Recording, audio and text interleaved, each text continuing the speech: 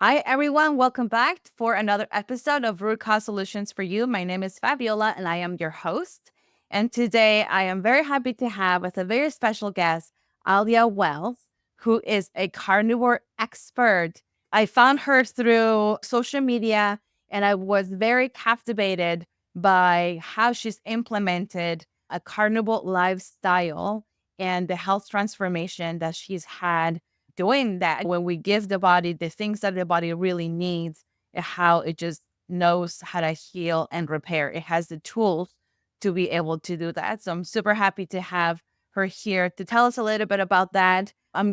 She's a mother of two. She's a health enthusiastic. She definitely is into alternative holistic health. So I could not think of a better guest to tell us about carnivore than Alia. Alia, thank you so much for being here with us today. Yeah, you're welcome. Thank you so much for having me. I'm glad we could finally set this up and do this. Yeah, tell us a little bit about yourself and what got you into carnivore. I was following various people for many years. Okay, let's back up. Since I was a kid, I've had issues with my weight. I am from Chicago. I love hot dogs and french fries. I love pizza. I love Domino's. Of course, I should love other pizza if I'm from Chicago, but I was like a very chubby little kid. But I say I was like fat and happy. And then I hit my teenage years and I was less happy, less fat, more in pain. Puberty hit and that was very rough for me. And I don't know if other people have experienced that, like all the hormonal changes that happen. And I didn't really have anyone to talk to. So I just suffered for years, like in my mind and in my body. As the years progressed, I wasn't so fat. But let's go back. When I was 10, I was 100 pounds. I was like 4 foot nothing. I was so short. So you can imagine how big I was. Yeah. But my dad tells me this story that when I was 2, I was 50 pounds. You can't really blame me for being a 50-pound 2-year-old, but you can blame the people putting the food there for the 2-year-old. But so Mm-hmm. my addiction to food started young. I would say as a teenager, though, I wasn't so overweight. I stretched out. And as the body is developing, maybe it was using the extra fat to develop the body, right? 20s, 30s, am not so fat, even though I always thought I was. Does that make sense? Yep, But 100%. suffering a lot from difficulties with my menstrual cycle, like terrifyingly painful most of the time from my recollection. And we can talk about that a little bit more later. But I always bring that up because my first realization in doing carnivore directly relates to that. That was like the first, I was like, oh my God, how is this possible? So, Mm-hmm. anyways, I have 2 kids back to back, basically. After my first child, in my first pregnancy, I gained 80 pounds. So I went from 150 ish, which I thought was fat. If that makes sense, I'm 5'3". I'm 5'4". So it's okay. I think it's an okay weight for that height and body. Mm-hmm. But I still always, by the way, always obsessed with my weight starting as a teenager, right around puberty. Never cared as a child, if that makes sense. So I've had an obsession with food and an obsession about my weight, if that makes any sense. I think a lot of women go through that. Yep. 80 pounds with Jacob. With Brianna, I lost weight because I could hardly eat. They were back to back. And then my heaviest after Jacob, which was about a year after he was born, I think I always say this number, and so I'm guessing it's true, 225 pounds or 224 pounds. Again, I'm 5'4", so I looked very big. Yep. And I ate totally unhealthy, false data, like you're feeding for 2. It's not true. You're not feeding a peanut like like a little baby. Like it's not 2 actual human beings yet. 2 normal sized human beings. Yep. So with Brianna, I couldn't eat very well. My second child, like I said, I had those 2 babies back to back. I had 2 C-sections. After Jacob was born, I found out that I have a thyroid condition.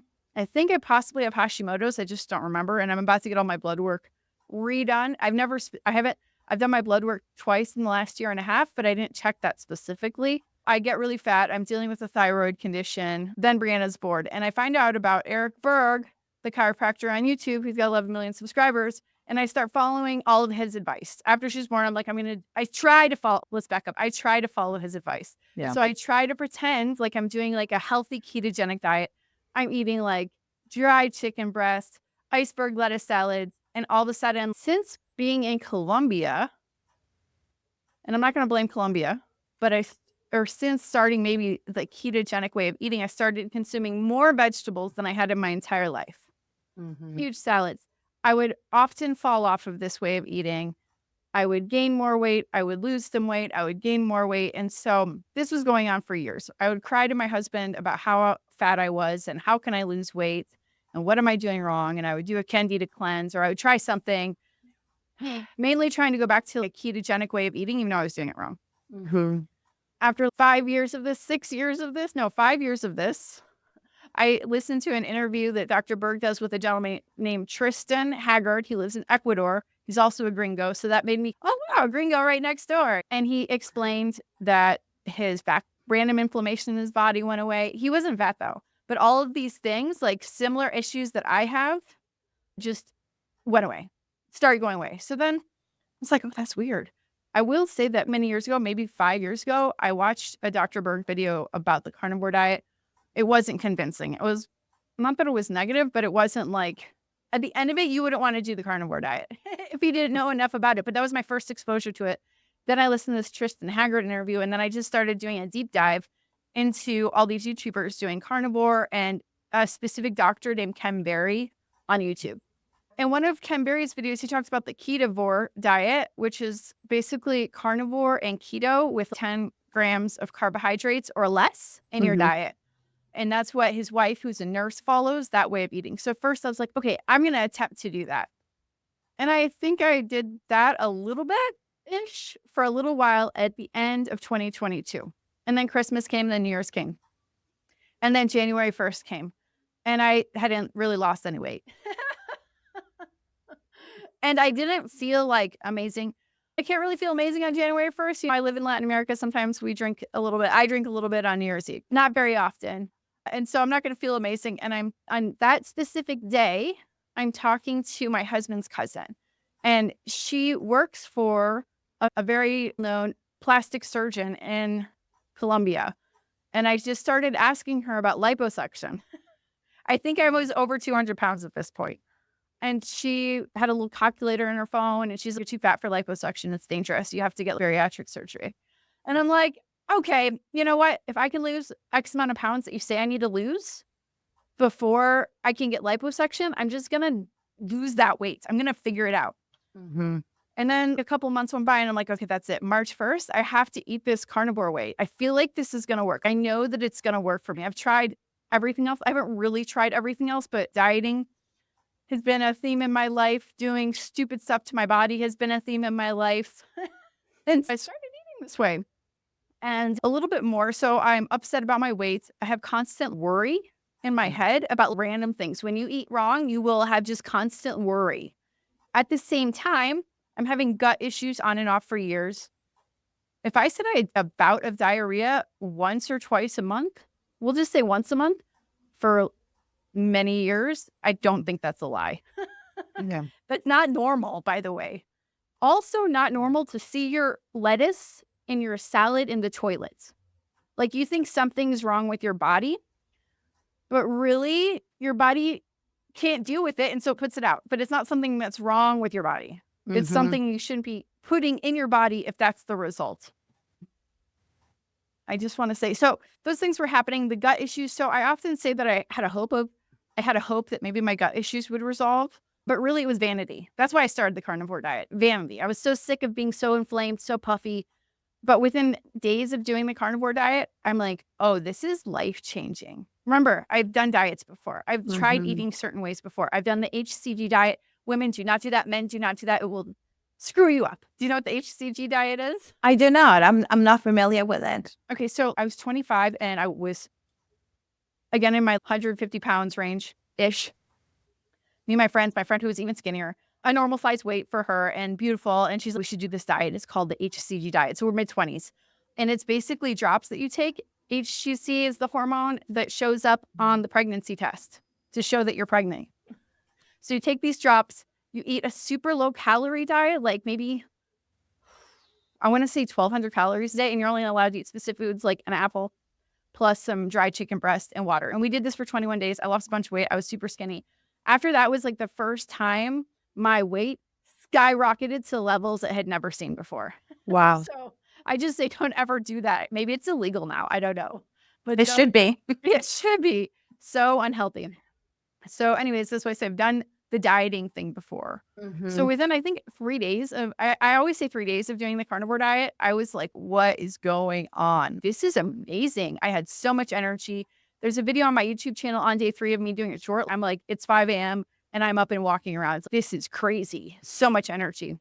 I will say that I wasn't eating like a healthy diet or even attempting to do keto or anything like that before I started carnivore. I wouldn't say it's standard American diet either, because I don't live in the United States and the food in Colombia is for sure different.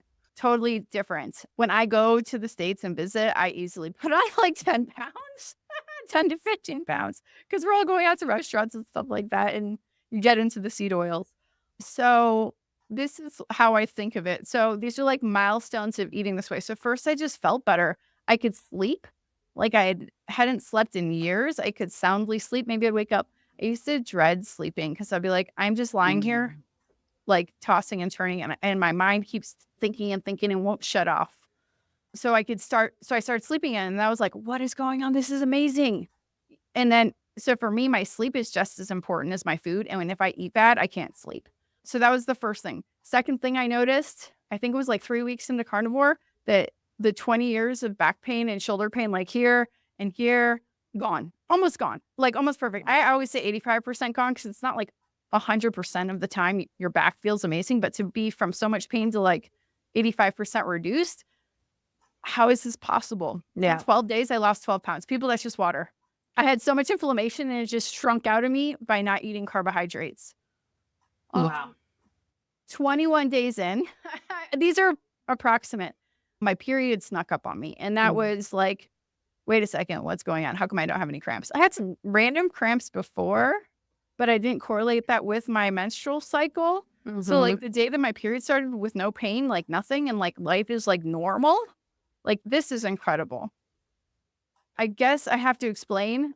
I was never diagnosed with this, but I believe I had what is called endometriosis. Do you know what that is? Yeah.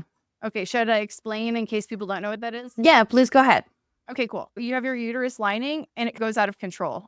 And it is, from what I've studied on YouTube, it's either genetic or it's an autoimmune issue. My mom had apparently terrible menstrual cycles. And also my grandmother had terrible menstrual cycles, and she was told she was never going to have children from whatever condition she had. So if it's genetic, that makes sense. But I could also believe that it's autoimmune.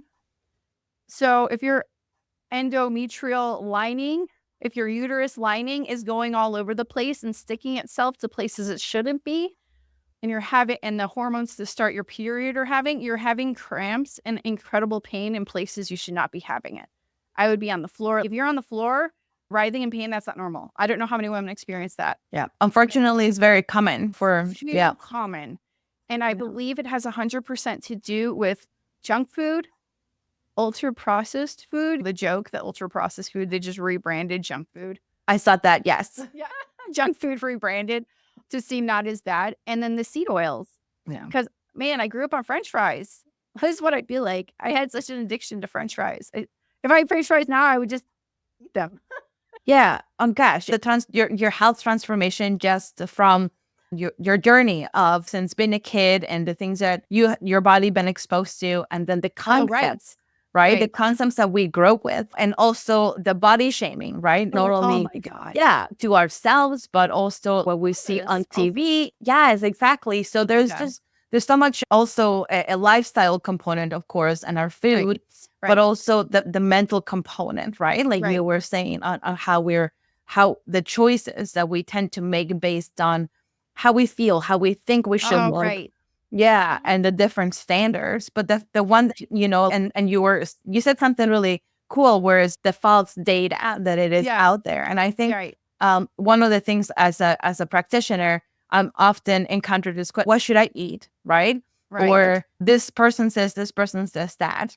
Yeah. And what book is right? And it's true. We are inundated with commercials that tells us this is what your healthy breakfast should be like, and it's cereal and Pop-Tarts and things that are not eggs but look like eggs, and things that are not butter but look like butter. Oh, healthy. And then you have the vegan, the paleo, the vegetarians, the carnivore, and it's so confusing for people. And one of the things I really like to tell people is, listen, Your physiology, you have a physiology. Your body operates like you have essential amino acids, you have essential fatty acids, but unfortunately, or fortunately, I should say, there are no essential carbohydrates. I'm so happy you said that. Oh my God. Thank you so much for saying that.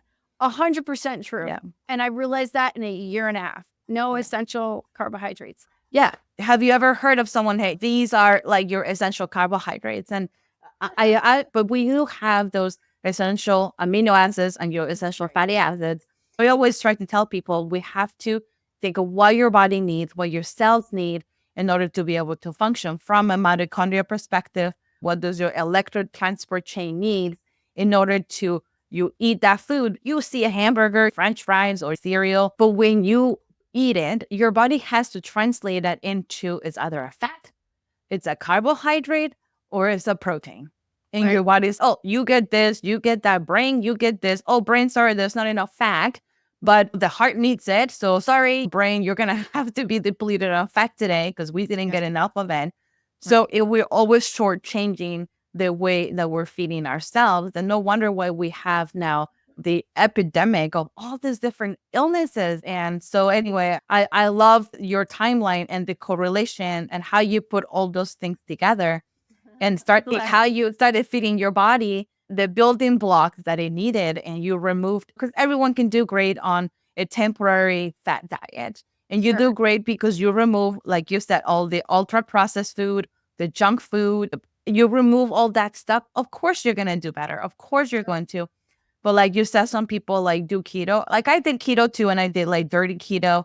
And did that work for a little bit? Yes. But then, like you said, you do something wrong, your body gets messed up, and then you all that weight comes back. And then at the end of that cycle, gosh, your thyroid potentially now needs to work because you messed it up. Yeah. Totally. Wow. Yeah. God, I'm so glad you said that. Oh man, I'm so glad you said that. So Because we think that we need all these carbohydrates because all the propaganda that's just false. yeah. And then Eat in moderation, a calorie is a calorie. No, an Oreo is not the same as a ribeye. I don't care. Right.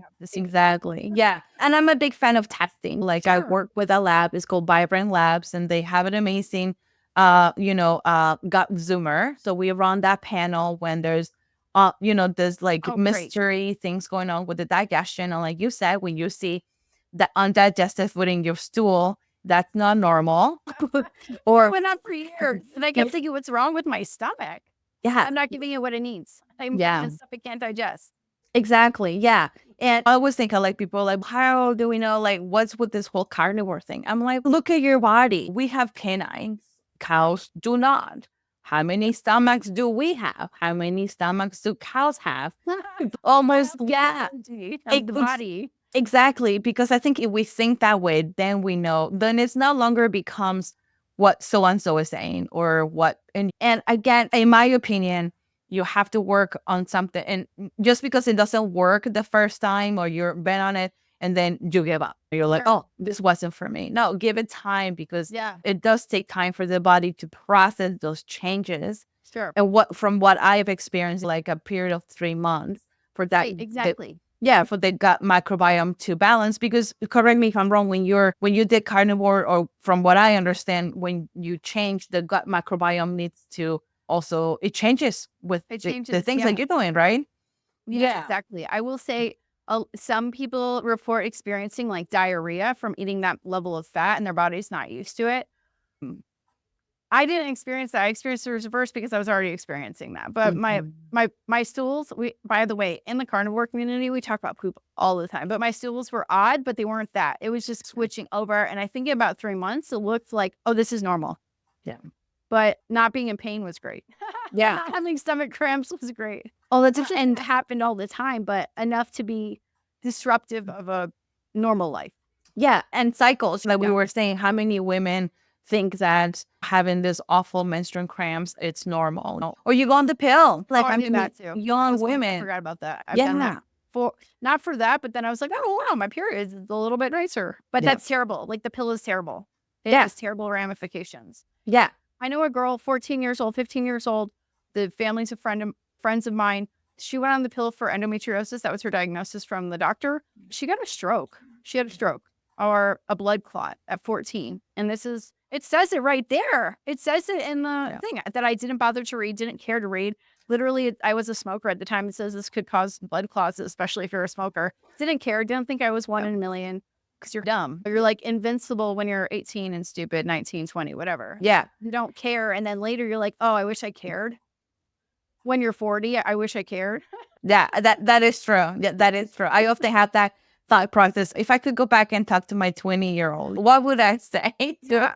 I should do the video of me talking to my 14-year-old self because then I wouldn't have suffered. I always say the thing that I remember the most is I had a dental operation and it went south. And I had to be on like fake Vicodin. It was Vicodin, but not the prescription Vicodin, what the dentist told me. It was like, because it was whatever, generic Vicodin and Tylenol 800. And that dental operation coincided with my period starting. And I was like, oh, wow, I don't have any period cramps. But you should not have to be on like narcotics to not feel your period. Yeah. That's like huge. Other medications that I would take would just take the edge off a little bit so that when I was like walking around working, I would only want to kill you, not be in. If you feel like you want to kill somebody, this is not normal. Yeah. Yeah. But then again, we're bombarded with these messages, like commercials. And medication. Midol. Isn't that the period one? Take your Midol. Yeah. Or something like that. Yeah. Yeah. And gosh, and the thing is, we trust our experts. Like we trust our medical system. But unfortunately, our medical system, it's not really operating on healthcare. We're a sick care and we're managing illness. Yeah. Managers. Yeah. Yeah. And I'm sure like I have friends who are doctors and like it's not a bashing on doctors, but I think as a system, it's a broken system and it's a system that does not work. And that is what it leads us to that overprescription of whatever, because, and like you said, we want to feel better. Yeah. Let me take the pill because then I can go to work. I'm a single mother of 2 and I have to make money for my kids. And we are in this environment where unfortunately we may have to do some of those things, but I think it's important to advocate for our own health and understand what we need to do. And my husband is trying to do carnivore. You mentioned Candida. Yeah. Well, and he tried to go carnivore like hardcore. He did ingredient leave. He at the point where he's okay, I need to now, it's time to remove dairy from this. Yeah, I'm doing that this week. Yeah. And poor guy, he had such a hard time. And then we discovered, because I do muscle testing. So it was muscle testing him. And his gut was just not feeling good. And I'm like, well, let's see what's going on.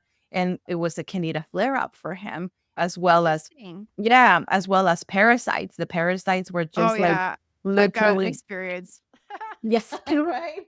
Yeah, the parasites and the Candida were just like, do not take this off our menu. Like we want the dairy and we want the sugar that is in the dairy. Yes. I forgot about that you crave dairy when you have parasites. Yeah.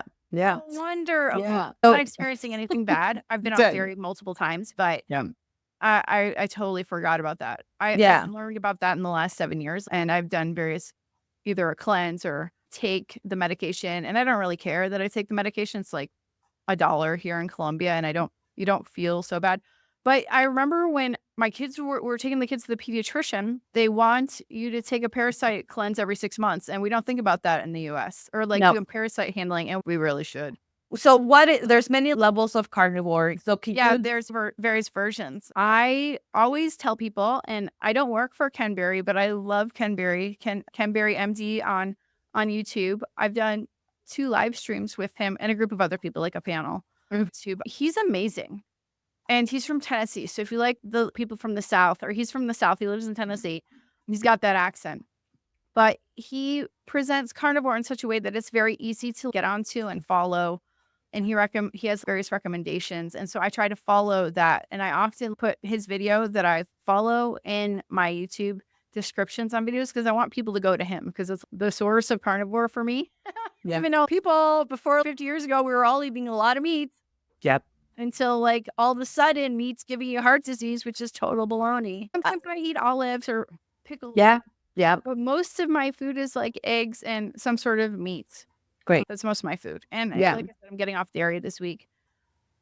for a Yeah. different thing I'm trying to handle. So That makes sense. And I think sometimes another question that also may come up, the environmental impact. because cows poop or fart, cows fart.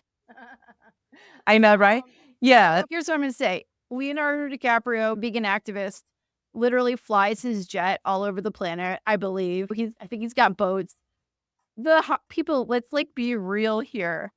You're going to tell me that's less harmful than cows that have been on the planet for hundreds of thousands of years, animals similar to that for a very long time, eating and pooping and making our soil beautiful.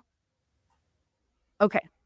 Yeah. We don't talk about, and I don't usually talk about this because I don't want to like ruffle any feathers, but you have monocropping that destroys our soil. We need the cows to poop on that and fart. I don't know what to say. They have to fertilize the ground, and we are literally destroying our soil constantly. And then we have all the chemicals that they put on it. How many bugs that we need for our ecosystem are killed with everything that we spray on our crops? How about the glyphosate? This stuff is terrible, and those are endocrine disruptors, and we're eating this, and we're eating it in our bread. Like, I'm curious if 30 years ago, people could eat like a little bit of bread and not have the problems that they have today. Yeah, because of all the stuff that we spray. But every year, millions of animals are killed and millions of life forms are killed by all of our monocropping. And so you have these like activists that are just feeding us a bunch of baloney about how people that eat meat or anybody that eat meat, you don't have to be a carnivore, is like destroying the environment. It's not true. I think our animals need to be treated correctly and they need to be raised correctly. I'm totally all for that. But if we look at the greatest good for the greatest number of the like things that people groups are animals, the monocropping is far worse than the cows pooping and farting.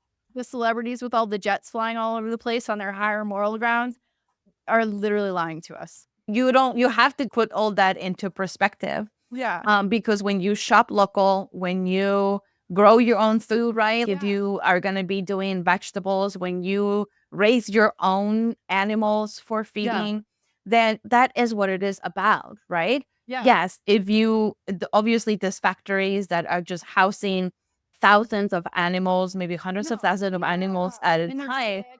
Yeah, that's not ethical. So yes, if you are, but again, it's like the system is so messed up, right? Like the socio-economical system that we unfortunately live in. But the glass will say how it just really acts as a antibiotic. And if you're always eating it, then that is going to impact just sabotage. But you're right, we don't think of it. And I guess back in the original French fries from McDonald's, they had two ingredients, maybe three: potatoes, right? It were real potato, and tallow.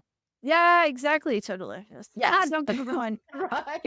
And then right now, if you read the label, it's like, is there even potatoes here? It's potato starch, this starch, and all the seed oils and all that stuff. So I think it's easy for someone to be like, oh my gosh, the carnivores are like destroying the planet because all these animals, blah, blah, blah. And I'm like, okay, let's step back. And I think there is far worse things that are destroying our planet right now. And that is not certainly the people who are eating for their physiology. So exactly. Yeah. I just want to make a point. And I had to realize this while doing the carnivore diet and studying and understanding things because I never thought about this before. But what we put into our mouth creates the body. It creates all the cells in the body. So if you're feeding it junk food, if you're feeding it ultra processed food, things with all these seed oils in it, that's what your body has to try to develop the cells with.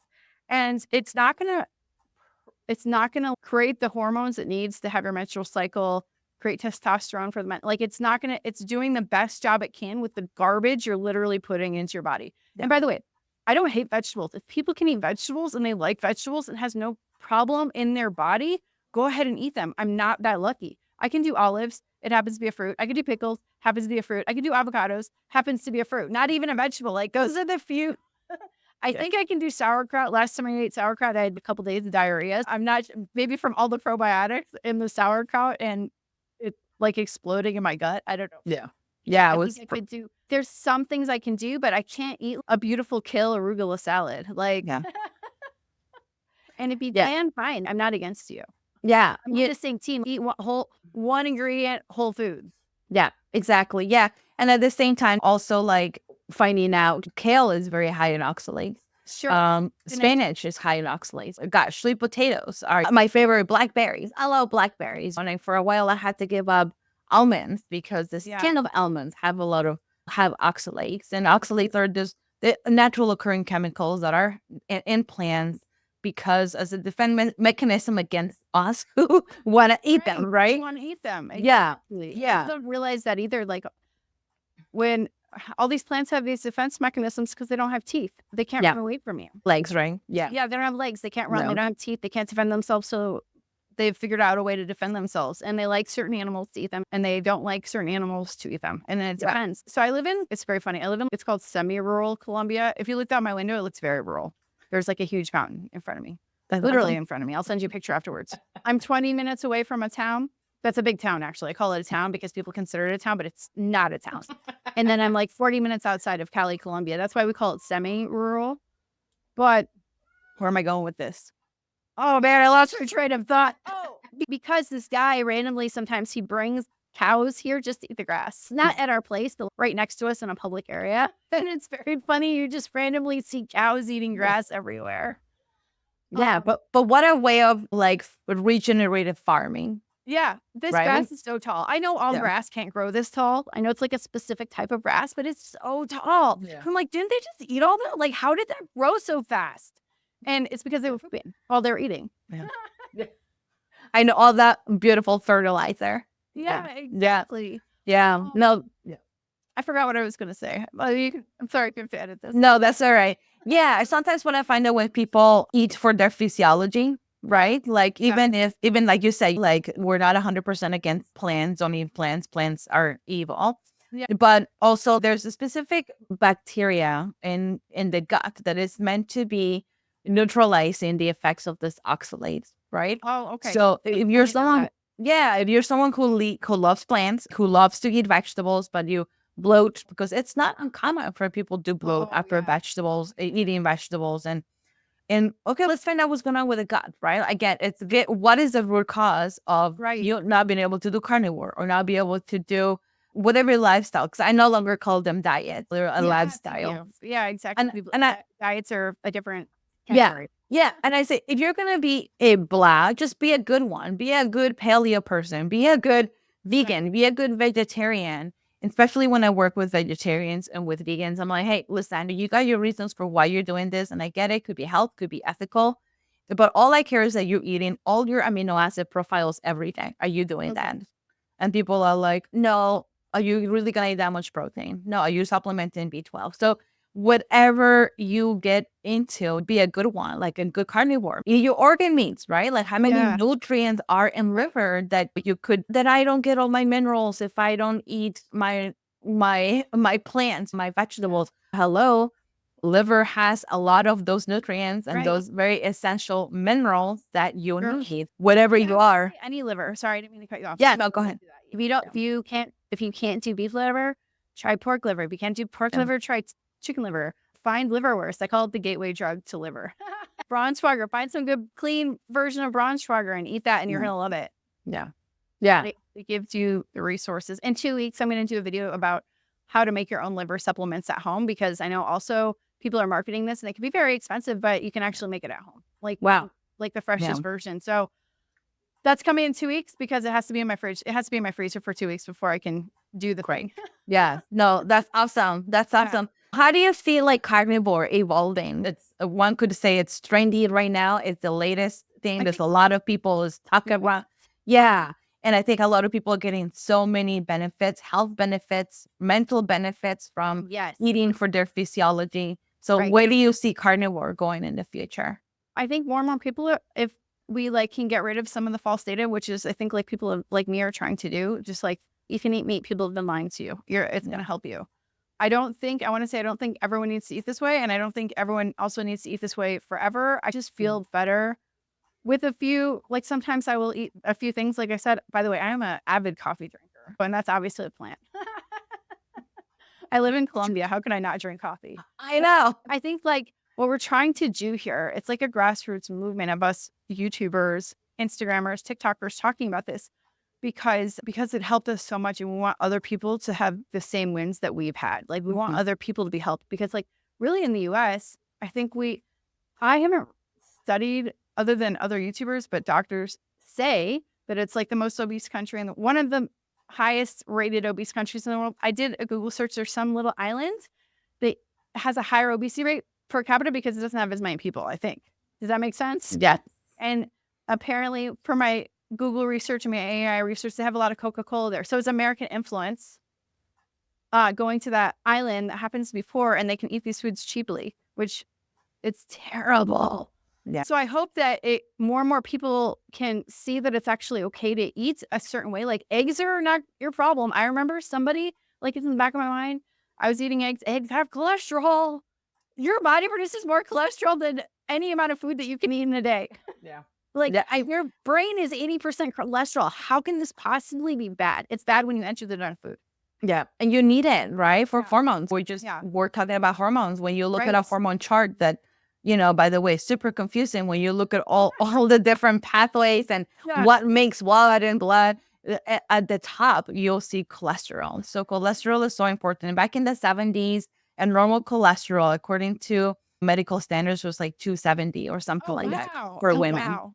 Oh, wow. Yeah. I've talked to, and there's I don't remember, but I've talked to a cardiologist. I've talked to an obesity specialist that are in like the low carb space.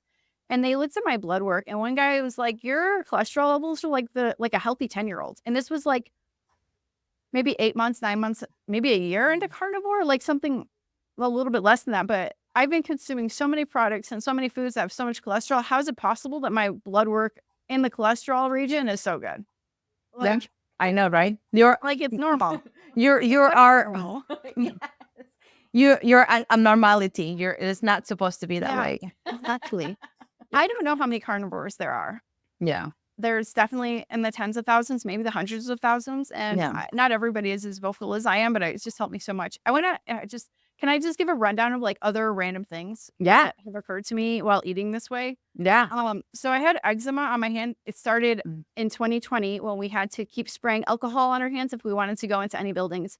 I don't think it was because I don't believe I actually had that virus at that time. I might have had it since then, but it started then and it was like red and inflamed and sometimes bleeding. It would be all flaky like eczema, but only on my hand. And then I got a little bit here.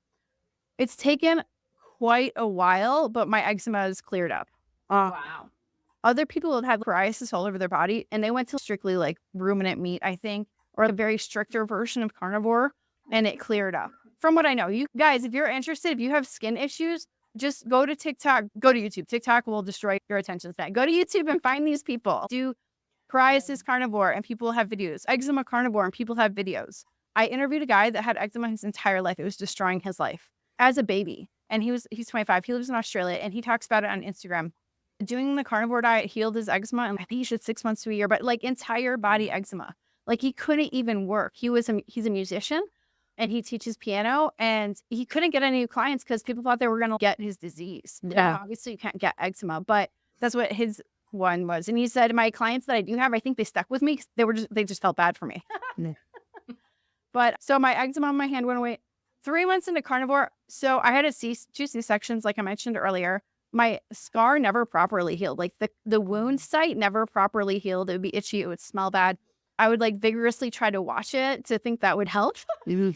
Probably didn't. But whatever good bacteria was on my skin, I was constantly washing away. Yeah. So sometimes it would have a leakage or something, like a little bit. I'm not trying to it wasn't like an open wound that was just draining full time, but this would happen.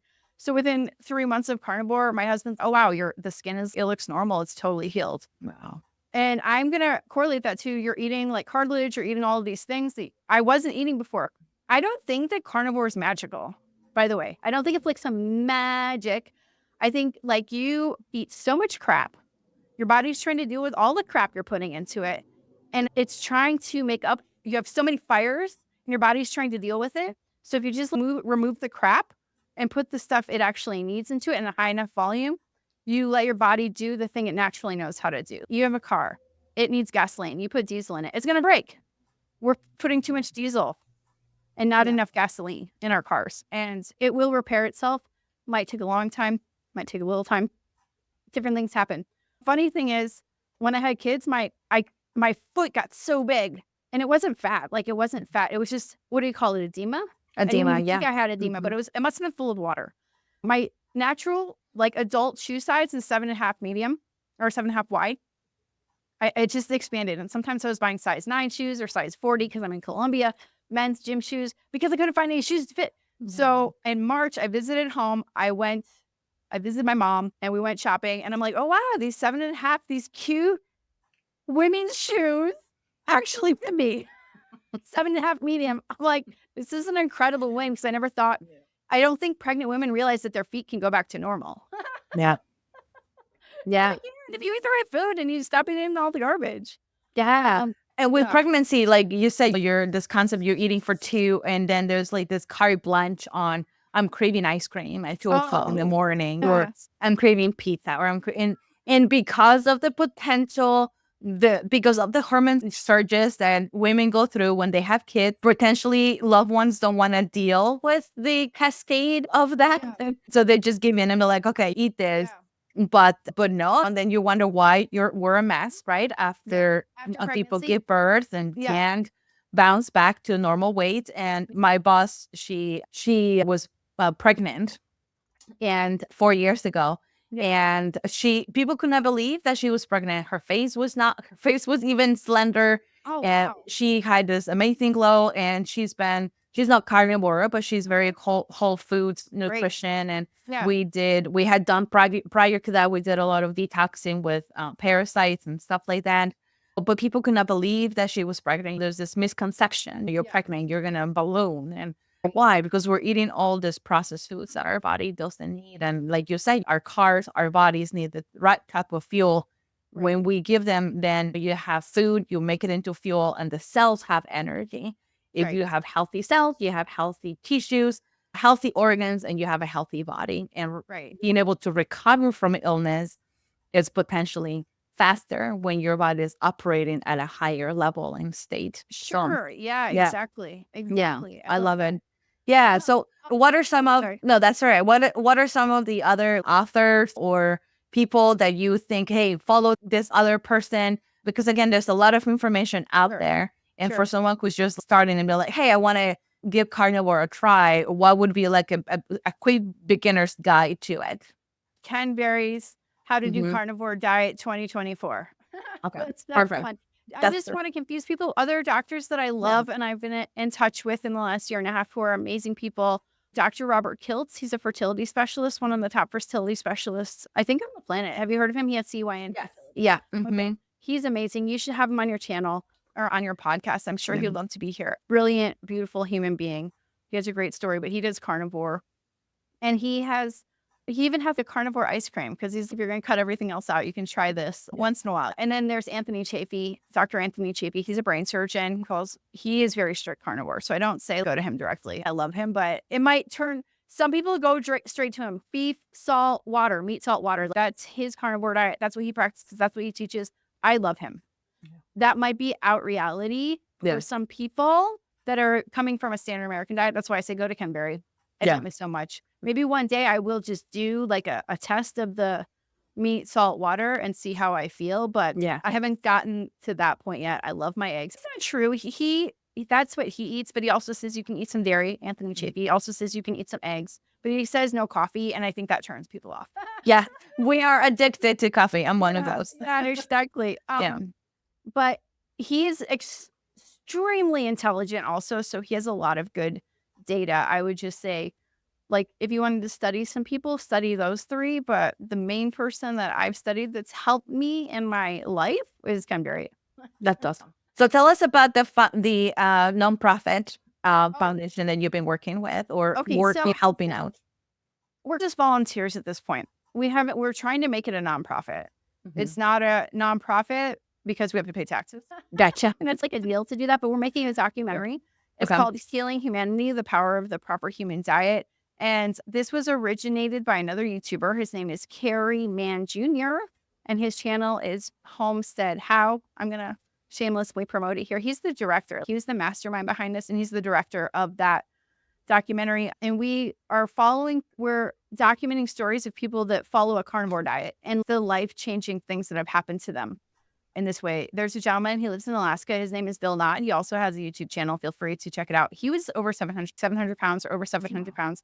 In the last year following it, he was trapped inside of his 8x8 room that was his house. He had a toilet like a few feet from his bed. He couldn't even walk up straight. Like he was bending over just to get to his toilet, locked like a prisoner in his body and a prisoner in his house. So he's lost 260 pounds in the last year. Wow. Following a carnivore way of eating. And now he like finally went outside. He was inside of his house for 4 years. Can you imagine that? But your door is like right there and you can't even leave. So we're documenting these people that have had miraculous wins and successes with eating this way because we want to show people that it's actually okay and that you've been lied to. We don't say it that way though. We don't say that you've been lied to for years. We're not doing it that way. But we want to just show like the good things that can happen and show people you don't have to be scared by eating your ruminant meat, eating your bacon, eating your eggs. There you go. I've helped fundraise. I'm not going to take full responsibility, but we fundraised over $200,000 for that. And I've helped generate a lot of that by creating events. And most of it's been like nickel and diming, by the way, and crowdfunding and YouTube and like GoFundMe. And that's why I say it's very grassroots because these people, maybe they don't have a YouTube channel, but they also want to help. So they've donated to our project. That's awesome. And I think we're going to be done shooting, Carrie said. So he's been shooting. We did a fundraiser last September and made almost $40,000, I think, or over $45,000. We were up for 24 hours. I hate to use this word. I still have PTSD. It was my idea. It was on my birthday. I couldn't stay up for the full 24 hours. And I think the thing actually went up for 27 hours. No, in front of your computer at the 10-hour mark, I'm like, no, this is crazy. I can't stay here any longer. But oh my God, the things you do when you are passionate about something. So I think we started filming after that because we had a good chunk of money, and he started filming with another gentleman named Adam Lacey. His channel is Carnivore Today. I'm going to just shamelessly shout out my friend's channel. Please, that's okay. Carrie and Adam have worked very hard on this documentary while also continuing to interview people and testimonials just for their channels in addition to the documentary. By the way, who knows Jordan Peterson? I do not. Oh, you don't know Jordan Peterson? I don't think I know. He's a psychologist from Canada. He's very well known. I think he has like 20 million followers. He has 10 million on Twitter. He saw our trailer, the one that I sent you this morning. Yeah. And he reposted it on Twitter to his like 10 million followers. And he said, this is like a very needed documentary because him and his daughter and his wife all follow a carnivore way of eating. His daughter started it, Michaela Peterson. Oh, yeah. Is that the lion diet? Yeah. She calls it the lion way of eating because all she can really eat is meat. All she can eat is ruminant animals. But she cured like 20 years of depression. She was on psychiatric medications for such a long time. And she was diagnosed with all these physical body problems. People can go to her channel and see her. But so she's a big advocate for this way of eating. And so is her dad. And she got her dad off of psychiatric medications through following a carnivore way of eating. Wow. But no, he is very well known. And so it's crazy that he promoted our documentary on his Twitter. Yeah, no, that's awesome because I get it's that willingness to these professionals, opinion leaders, community leaders, people who are out there, the willingness to unlearn, to learn something that, and if you have the proof is in the pudding, yes, the carnivore pudding, then you can make that. By the way, it's heavy whipping cream and gelatin, flavorless gelatin. You can make a carnivore pudding. Yeah, exactly. See, so we're not missing much, right? By now. That's also. Oh, that's also. Oh my God, I have loved our conversation so much. Thank you. Yeah. Are there any last words of wisdom you like to leave the listeners with? Yes, I'm gonna say if you want to try this, I would do it for like 90 days. Go watch that video I mentioned a couple times on Ken Ferry's channel. Literally, eating this way is not going to kill you. Nothing is going to kill you in 90 days. If you've been eating pizza for your lifetime, eating this way is not going to kill you in 90 days, and you might have some miraculous results. Also, you don't have to continue to stay to eat this way. Like you can reintroduce foods that you want to eat again after the 90-day period. I think the reason they say 90 days is it resets your gut. So you're going to get rid of a lot of stuff. You're going to have a lot of improvements. And I just say, why not try it? If you've tried everything and you're hopeless about your body, or maybe you have mental health issues, this has helped so many people with their body and mental health issues. I do want to say I have several stories on my channel of people getting off their antidepressants and their psychiatric medications through eating this way. With that extra note, don't go off your psychiatric medications out of the blue. Don't throw them in the toilet. It has to be done properly and taper, but this is a good tool to help you get off of them if you want to get off of them. And that's my last words of wisdom. There you go. I love it. I love it. I love it so much. Alia, thank you so much for being with us today and from beautiful Colombia. And so we're gonna make sure to include all the information that you mentioned, all the amazing accounts that people should follow, and then this amazing project that you are being a part of, because it's literally one person that we get to enlighten, educate at a time is what's gonna create a difference. And that's what we're gonna actually create a system of healthcare versus a system of sick care. We're just managing our symptoms through other, it could be medication, supplementation, all the different biohacking things that we need to do just to keep it together. How do we really get to the root cause? And I think diet is huge, and eating for your physiology and really understanding what that means. And I am very on board with carnivore. So thank you so much for educating us. And so with nothing else to add, thank you so much, everyone, for sticking around. And I hope you enjoyed this episode, and we'll see you next time. Bye.